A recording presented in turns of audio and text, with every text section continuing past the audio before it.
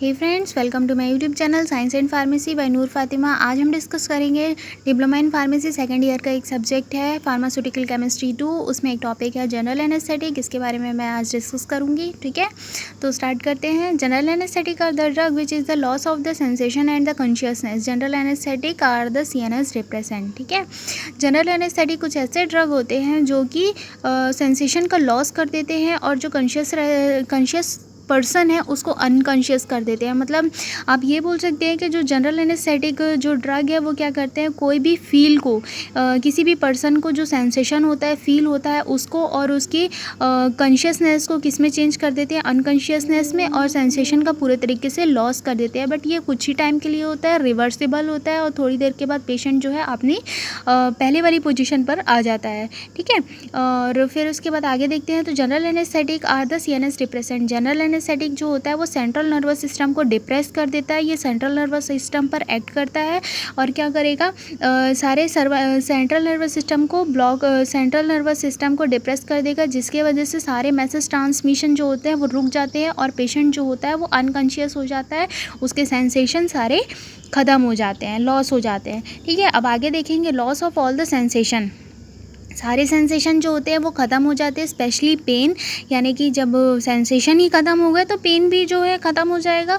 अब पेन इसमें ख़त्म नहीं होता है, ये पेन का जो सेंसेशन होता है वो ख़त्म हो जाता है। ठीक है, स्लीप एंड एमनेशिया, पेशेंट जो होता है उसको नींद आ जाती है। एमनेशिया, उसकी मेमोरी जो होती है वो टोटली लॉस हो जाती है। ठीक है, immobility and the muscles relaxant, जो पेशेंट होता है उसमें इमोबिलिटी यानी कि उसकी बॉडी में कोई भी मूवमेंट नहीं होता, सारे मूवमेंट उसकी बॉडी के जो होते हैं वो बंद हो जाते हैं। मसल्स रिलैक्सेंट यानी कि मसल्स जो होती है वो पूरे तरीके से रिलैक्स हो जाती है।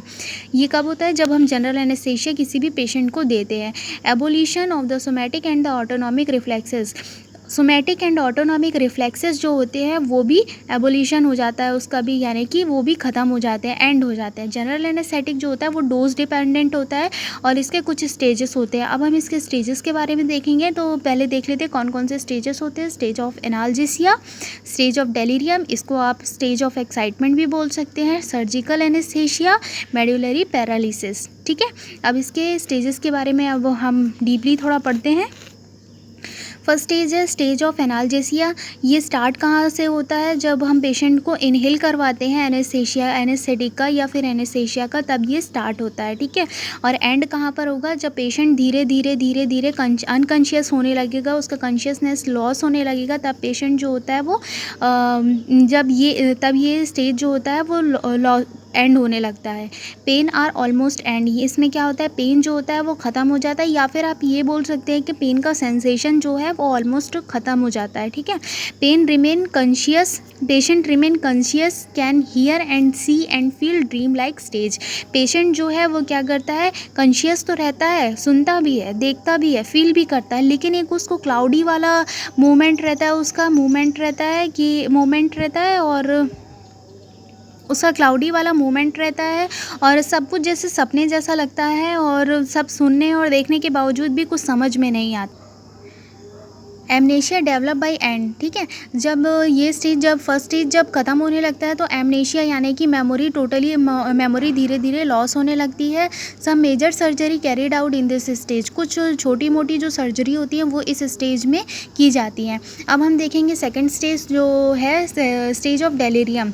ये कहाँ से स्टार्ट होता है, start from the loss of consciousness, यानी कि जब लॉस ऑफ कॉन्शियसनेस होता है तब इसका स्टार्टिंग होती है। रेगुलर रेस्पिरेशन कंटिन्यू चलती रहती है और जो रेगुलर रेस्पिरेशन जो है वो कंटिन्यू इसमें चलती रहती है।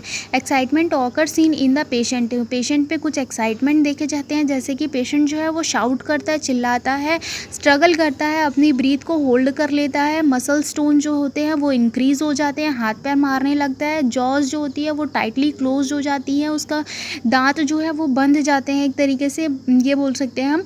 Breathing is jerk and the vomiting, jerk का मतलब होता है झटके, तो ब्रीथिंग वो कैसे लेगा, पहले अपनी ब्रीथ को होल्ड करेगा फिर एकदम से ब्रीथ रिलीज करता है, और वॉमिटिंग भी होती है और नॉशियस भी इसमें फील होता है। ब्लड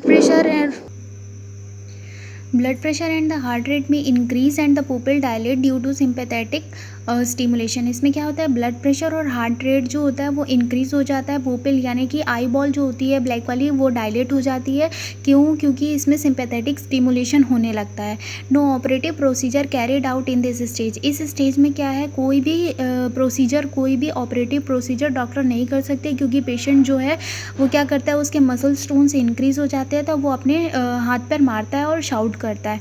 ठीक है, नेक्स्ट स्टेज है हमारे पास सर्जिकल एनेस्थेटिक। सर्जिकल एनेस्थेटिक क्या होता है, start of the regular respiration and with the severe breathing. ठीक है, इस स्टेज का स्टार्टिंग कैसे होती है कि एक रेगुलर रेस्पिरेशन से स्टार्ट होता है और ये स्टेज ख़त्म कब होता है, जब सीवियर ब्रीथिंग होती है। इस स्टेज में जो ये स्टेज जो होती है वो 4 पार्ट्स में डिवाइड होती है। एक roving of the eye ball, यानी कि आई बॉल को पेशेंट जो है ज़ोर ज़ोर से मूव करने लगता है। लॉस ऑफ द कॉर्नियल, जब बेहोश होता है पेशेंट तो आपने देखा होगा कि उसके आई बॉल या फिर पुपिल जो है वो ऊपर की तरफ जाने लगते हैं। ठीक है, pupil start the dilating and light reflex is the lost. Pupil जो होते हैं वो डायलेट करते हैं और लाइट जो होती है वो लाइट रिफ्लेक्स जो होता है रेटिना में वो लॉस्ट होने लगता है। इंटरकोस्टल जो होता है वो पैरालाइज। मसल स्टोन्स इसके डिक्रीज़ हो जाएंगे, मसल स्टोन्स डिक्रीज़ होगा और हार्ट रेट जो होता है वो इंक्रीज़ हो जाता है विथ वीक पल्स। पल्स जो होती है वो वीक हो जाती है और हार्ट रेट इंक्रीज़ हो जाएगा। रेस्पिरेशन जो होता है वो डिक्रीज़ हो जाएगा, ब्लड प्रेशर भी डिक्रीज़ हो जाएगा। एट लास्ट एंड फाइनल हमारा जो स्टेज है वो है मेडुलरी पैरालिसिस। ये स्टार्ट कैसे होता है, लॉस ऑफ द ब्रीथिंग, यानी कि जब सीवियर ब्रीथिंग थर्ड स्टेज में जो है, थर्ड स्टेज का एंड कैसे होगा, सीवियर ब्रीथिंग से होगा। ठीक है, और मेडुलरी पैरालिसिस का स्टार्टिंग कहाँ से होगा, लॉस ऑफ ब्रीथिंग, यानी कि जो सांस होती है वो बंद हो जाती है। फेलियर ऑफ द सर्कुलेशन, जो सर्कुलेशन होता है वो बंद हो जाता है। Pupil are widely dilated, pupil जो है आँख की पुतली जिसको बोलते हैं वो पूरे तरीके से डायलेट हो जाती है। मसल्स आर टोटली फ्लैबी, यानी कि वेरी स्मूथ या फिर मोस्ट स्मूथ। ठीक है, pupil are the thready, muscles जो होती है वो बहुत ज़्यादा फ्लैबी हो जाती हैं, जैसे कि एक डेड बॉडी की रहती है। पल्स जो होती है वो थ्रेडी हो जाती है, बिल्कुल स्ट्रेट, यानी कि लाइक दिस स्टेज, मतलब इस तरीके से आने लगती हैं। ठीक है, पल्स जो होती है वो थ्रेडी हो जाएगी। Blood pressure is very low, blood pressure जो होता है वो बहुत ज़्यादा लो हो जाता है। Patient was a dead. Next आता है सो स्टूडेंट नेक्स्ट है क्लासिफिकेशन को मैंने ऐसे रे डायग्राम पर बनाया हुआ है, क्योंकि ऐसे लर्न करना बहुत ही इजी होता है। तो जनरल एनेस्थेटिक 2 पार्ट्स में डिवाइड होता है, एक इनहेलेशन है और दूसरा इंट्रावेनस एजेंट। इनहेलेशन जिसको हम इनहेल करते हैं, नाक से लेते हैं, या वो गैस हो या फिर लिक्विड भी हो सकता है। ठीक है, इंट्रावेनस यानी कि जो इंजेक्शन के थ्रू जिया जाता है। तो हम पहले एक साइड का देख लेते हैं फिर दूसरे साइड का देखेंगे, ऐसे में आपको कन्फ्यूजन नहीं होगी। इनहेलेशन एजेंट क्या होता है, ये 2 पार्ट्स में डिवाइड होता है। पहला जो है वो गैसेज रहेगा, दूसरा जो होगा वो लिक्विड रहेगा। गैस में नाइट्रस ऑक्साइड जो है एक एग्जाम्पल है। जनरल एनेस्थेटिक का लिक्विड जो होता है वो 2 होते हैं, एक नॉन हेलोजेनेटेड होते हैं और दूसरा जो होगा ये हेलोजेनेटेड होगा। नॉन हेलोजेनेटेड में इथर आएगा और क्लोरोफॉर्म आएगा, और हेलोजेनेटेड में हेलोथेन और एन्फ्लूरेन आएगा। फिर उसके बाद आता है हमारा दूसरा साइड का, तो दूसरे साइड में जो है इंट्रावेनस, आप देख सकते हैं कि इंट्रावेनस एजेंट लिखा हुआ है। इंट्रावेनस एजेंट जो होता है वो 2 पार्ट्स में डिवाइड है। एक जो है इंड्यूसिंग एजेंट है, दूसरा है स्लोअर एक्टिंग एजेंट। फिर इंड्यूसिंग एजेंट जो है वो 2 पार्ट्स में डिवाइड है, बार्बिचूरेट्स और नॉन बार्बिचूरेट्स। तो बार्बिचूरेट्स जो रहते हैं उसमें थायोपेंटोन सोड और एक है मिथहेक्सीटोन सोड, और ये है प्रोपोफोल और इटोमिडेट। ठीक है, फिर उसके बाद ये स्लोअर एक्टिंग जो होते हैं ये फिर से 3 पार्ट्स में डिवाइड है, एक है बेंजोडाइजेपिन, दूसरा है फॉर डिसोशिएट।